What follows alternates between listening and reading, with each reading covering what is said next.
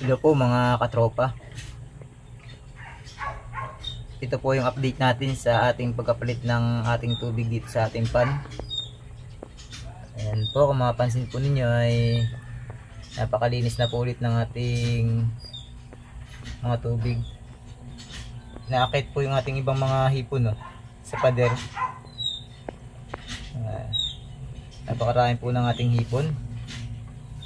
Nakakatuwa pong pagmasdan.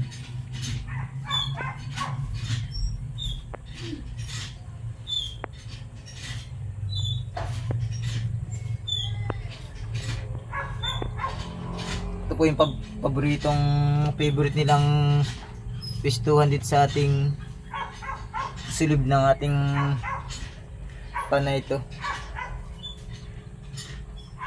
Mahilig po sila sa butas. Ako, napakarami pa rin po.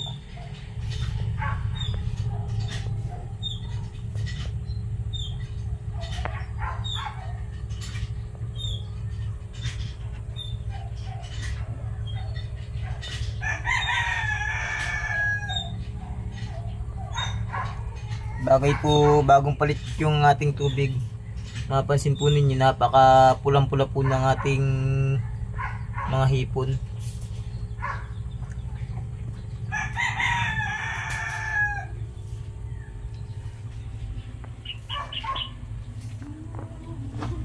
Ayan po, malakas po silang kumain ng, yan ang paborito nilang pagkain, mangga. Nakakatuwa po. Ay, naadyo po yung mga katuwang pagmasdan.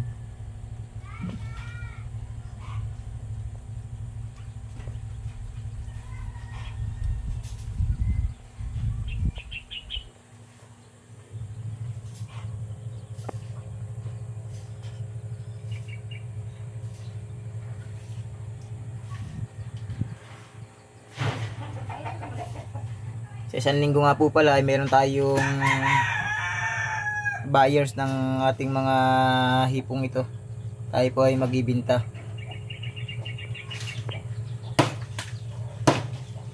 Sa ating pong mga pagbibenta ng mga hipon ay tayo po ay utay-utay na nadami yung ating mga utay-utay na po nadami itong ating mga alaga dito sa amin.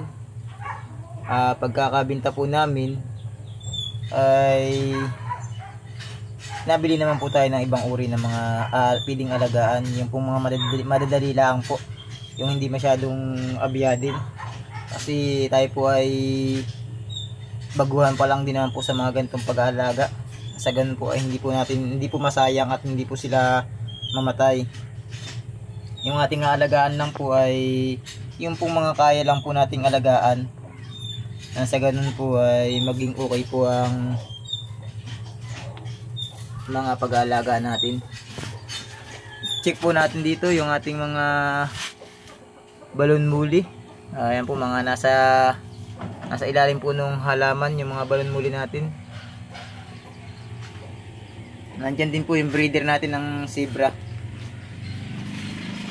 Check naman po natin itong ating mga plato dito at saka swordtail. Ayan po, napaka linis na rin po ng kanilang tubig dito.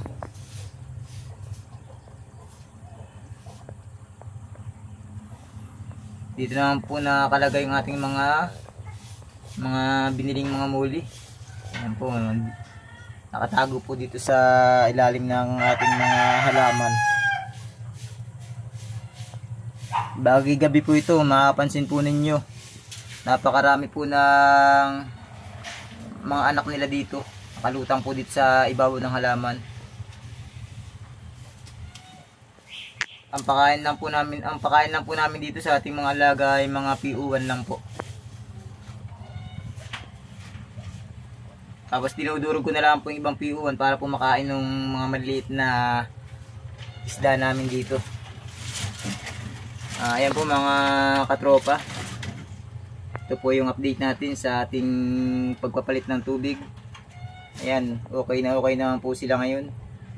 Nagustuhan po nila at malinis na naman po ang kanilang tubig. Ayan po yung ating mga hipon, napaka saya po nila. Talaga pong dumidikit sa pader. Kung mapansin po ninyo ay namumula ang ating pan. Yan, ready na lang po tayo mag-harvest ng ating mga paired natin dito. Sa sobrang dami na po ulit na rin. Pwede na ulit mag-harvest. Ayan po. Maraming salamat po sa inyo mga katropa farming.